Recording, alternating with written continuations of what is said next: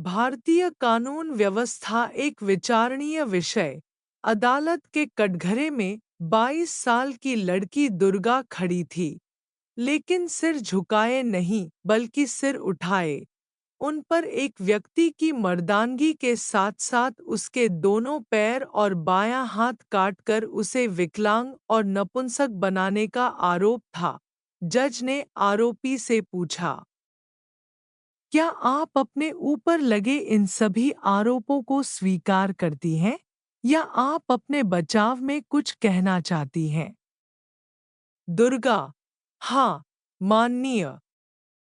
मैं अपने ऊपर लगे सभी आरोपों को स्वीकार करती हूँ। उसने मेरे साथ बलात्कार किया, इसलिए मैंने उसे उसके किए की यह सजा दी है।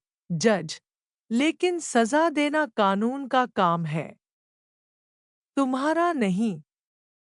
आपको कानून पर भरोसा करना चाहिए था।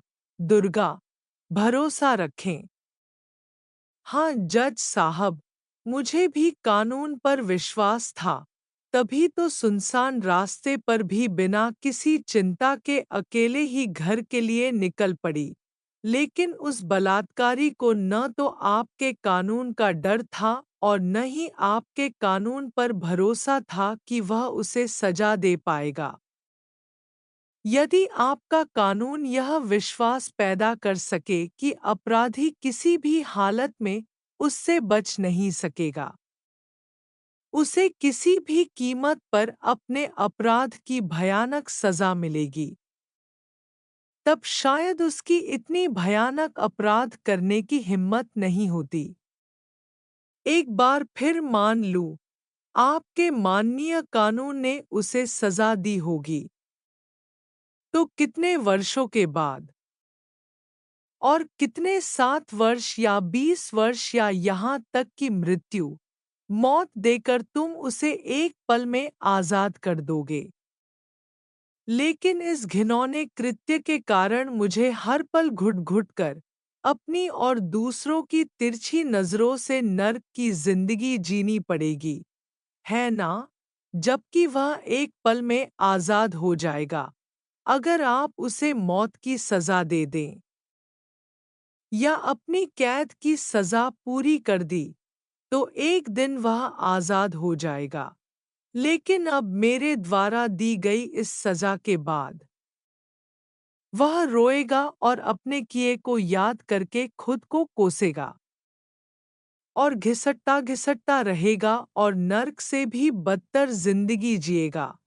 मैं उसके दोनों हाथ काट देती, लेकिन मैं चाहती थी कि वह इस शर्मनाक नर्क में लंबी उम्र जिए और यह देखकर बाकी लोगों को भी ऐसी घिनौनी हरकतों से भयानक सबक लेना चाहिए।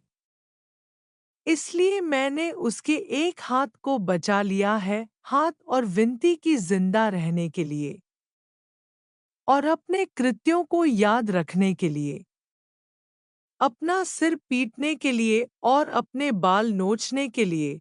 अचानक लोगों ने तालियां बजाना शुरू कर दिया। तभी ऑर्डर ऑर्डर की आवाज ने सभी को चुप करा दिया। जज समेत कोर्ट में मौजूद सभी लोग दुर्गा के साहस और उसके बचाव में उठाए गए कदमों से सहमत थे। लेकिन हिंसा को कानून में उचित नहीं ठहराया जा सकता, इसीलिए दुर्गा को भेजा गया नारी निकेतन।